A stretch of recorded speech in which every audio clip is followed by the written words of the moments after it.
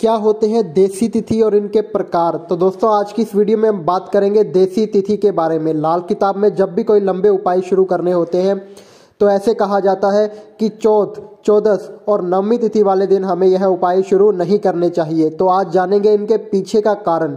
भारत में तिथियों का निर्धारण चंद्रमा की गति पर आधारित है, इसीलिए इन्हें चंद्रमास भी कहा जाता है। एक वर्ष को मास और मास को तिथियों में विभाजित किया गया है। हमारे सभी त्योहार ही नहीं बल्कि सारे शुभ और मांगलिक कार्य भी इन्हीं तिथियों के आधार पर किए जाते हैं।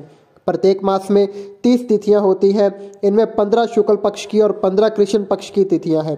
शुक्ल पक्ष का अंतिम दिन जिस दिन पूर्ण चंद्रमा होता है उसे पूर्णिमा कहते हैं। इसी प्रकार कृष्ण पक्ष का आखिरी दिन जिस दिन चंद्रमा दिखाई नहीं देता उसे अमावस्या कहते हैं।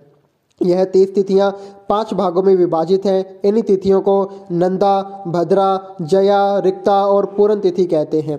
इन 5 तिथियों के अलावा शून्य तिथि भी होती है। इन तिथियों में इनसे संबंधित कार्य करने पर सफलता मिलने की संभावना बढ़ जाती है और इन तिथियों में कुछ ऐसे कार्य से बचना चाहिए जिन्हें इन तिथियों पर करने से हानि की संभावना अधिक रहती है। तो आइए बात करते हैं सबसे पहले नंदा तिथि के बारे में। प्रत्येक माह की दोनों पक्षों के प्रतिपदा, षष्ठी और एकादशी नंदा तिथि कहलाती है। इस तिथि को आखिरी 24 मिनट को छोड़कर सभी तरह के शुभ मांगलिक कार्य, भवन निर्माण और व्यवसाय प्रारंभ करने के लिए यह तिथि विशेष शुभ मानी जाती है। भद्रा तिथि की बात करें तो शुक्ल और कृष्ण पक्ष की द्वितीय, सप्तमी और द्वादशी को भद्रा तिथि कहते हैं। इसमें पूजा, व्रत, जाप, दान आदि कार्य सहित अनाज लाना, पशुधन और वाहन खरीदना भी शुभ होता है। इसके अलावा अदालती कार्य, शल्य चिकित्सा, चुनाव संबंधी कार्य करना शुभ होता है। इसमें शुभ मांगलिक कार्य करने से बचना चाहिए। जय तिथि की बात करें तो प्रत्येक माह के दोनों पक्षों की तृतीया, अष्टमी, त्रयोदशी जया तिथि कहलाती है। सेना संबंधी कार्य, मुकदमेबाजी जैसे अदालती कार्य निपटाना, वाहन खरीदना, कलात्मक कार्य जैसे विद्या, गायन, वादन, नृत्य आदि के लिए विशेष शुभ मानी जाती है। रिक्ता तिथि की बात करें तो दोनों पक्षों की चतुर्थी, नवमी और चतुर्दशी को रिक्ता तिथि कहा जाता है। इन तिथियों में तंत्र मंत्र की सिद्धि, तीर्थ यात्रा शुभ मानी जाती है। इस तिथि में किसी भी तरह के शुभ मांगलिक कार्य, गृह प्रवेश और नया काम आरंभ करने से हमें बचना चाहिए।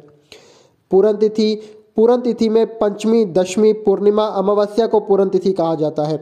इसमें अमावस्या को छोड़कर शेष तिथियों में सभी प्रकार के शुभ मांगलिक कार्य करना शुभ माना जाता है। शून्य तिथि की बात करें तो इन 5 प्रकार की तिथियों के अलावा शून्य तिथि भी होती है। इन तिथियों में विवाह कार्य वर्जित है लेकिन अन्य शुभ कार्य किए जा सकते हैं।